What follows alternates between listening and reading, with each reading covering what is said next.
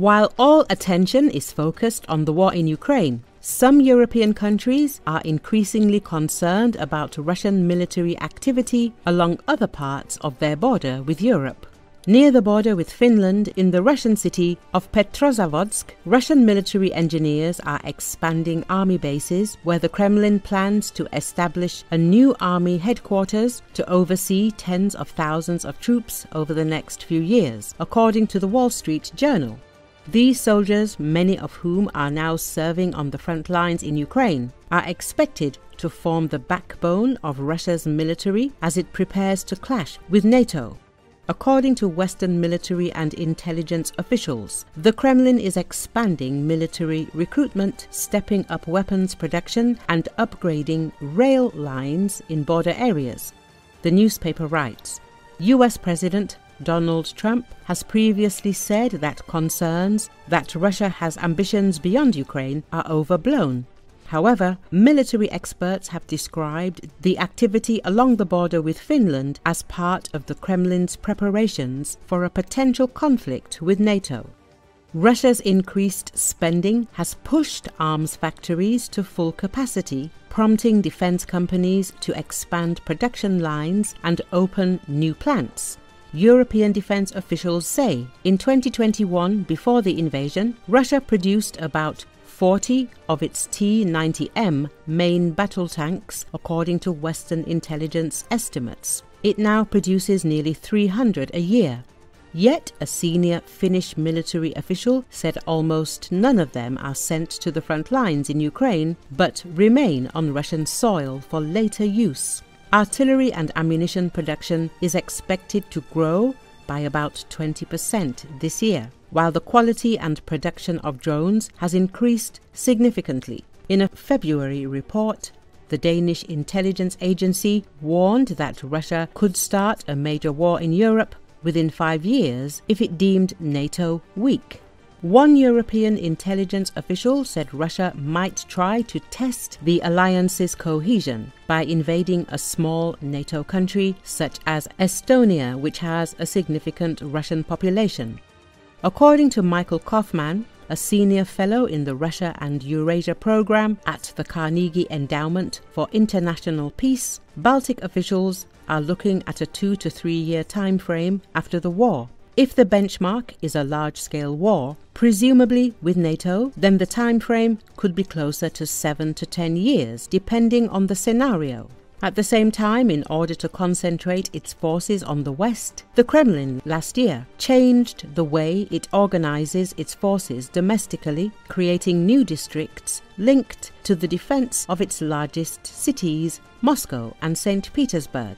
In the Moscow military district, Russia is integrating the road and rail links its military uses with those in neighboring Belarus. But most of the increase in personnel will come from the Leningrad district, which borders Estonia, Latvia and Finland. Small brigades will nearly triple in size to become 10,000 strong divisions, according to Western military and intelligence officials. Russia is also adapting its rearmament plans to meet the needs of new troops that will be stationed along its border with NATO. These units will receive much of their equipment new. At the same time, much of what is being sent to the front lines in Ukraine is old and refurbished Soviet-era weapons. Earlier, the Danish Ministry of Defense outlined possible scenarios and the time it would take the Kremlin to prepare for a new war.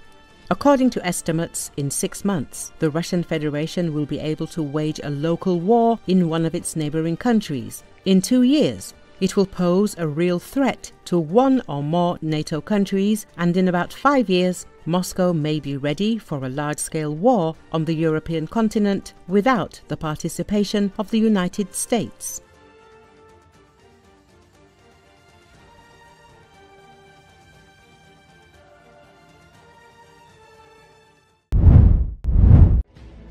North Korea confirmed Monday for the first time that it sent troops to Russia to support its war against Ukraine, saying the deployment was meant to help Russia regain its Kursk region that Ukrainian forces seized in a surprise incursion last year.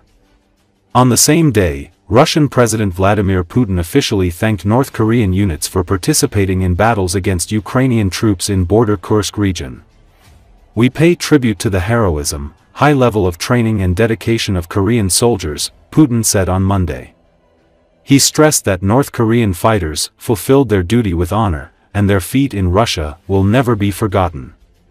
In his words, the North Korean military acted, in full compliance with international law, in accordance with the spirit of the Treaty on Comprehensive Strategic Partnership between the Russian Federation and the DPRK, signed between Moscow and Pyongyang in June 2024. U.S., South Korean and Ukraine intelligence officials have said North Korea dispatched about 10,000 to 12,000 troops to Russia last fall in its first participation in a major armed conflict since the 1950-53 Korean War. But North Korea hadn't confirmed or denied its reported troop deployments to Russia until Monday. North Korea's announcement came 2 days after Russia said its troops have fully reclaimed the Kursk region. Ukrainian officials denied the claim.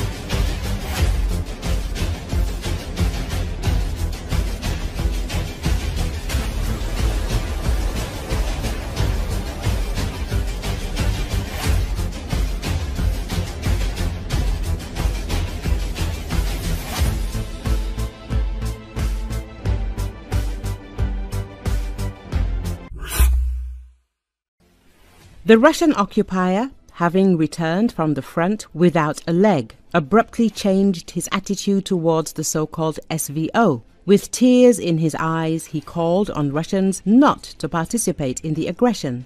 A Russian soldier complained that without a leg, he became completely helpless and no one needed him. "I'm completely helpless. I'm sitting here, in short. They let me out of the hospital, out of the unit for the weekend. I can't do anything. What a stump. I sleep, I eat. I sleep, I eat. This is my weekend. Don't join the army, please. Don't go. This helplessness is killing me. Sorry for being frank, but I can't even go to the toilet normally. I can't even put out a cigarette normally," the occupier said. There are at least 300,000 severely injured veterans, according to calculations by the independent Russian media outlets Mediazona and Meduza, as well as the BBC, which all use open-source statistics to calculate the war's toll of deaths and injuries.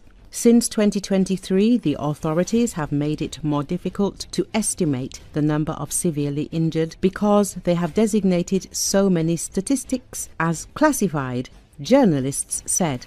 At present, there are not enough professionals with the training to treat veterans or to provide regular consultations for them.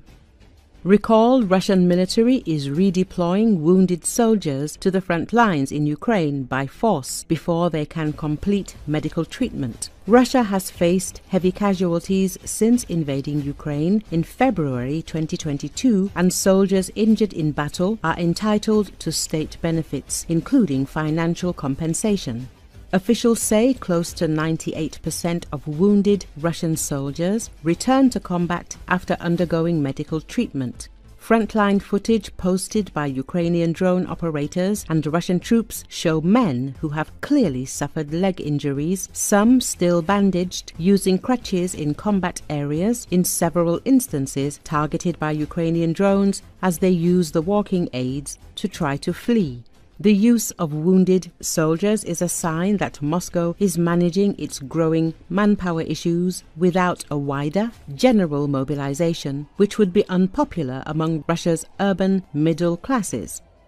A Ukrainian defense intelligence official said they had noticed the trend in wounded Russian soldiers appearing in active combat areas over the last 6 months. He attributed the use of the wounded as a bid by commanders to hide losses and their inability to get troops in and out of combat areas when needed.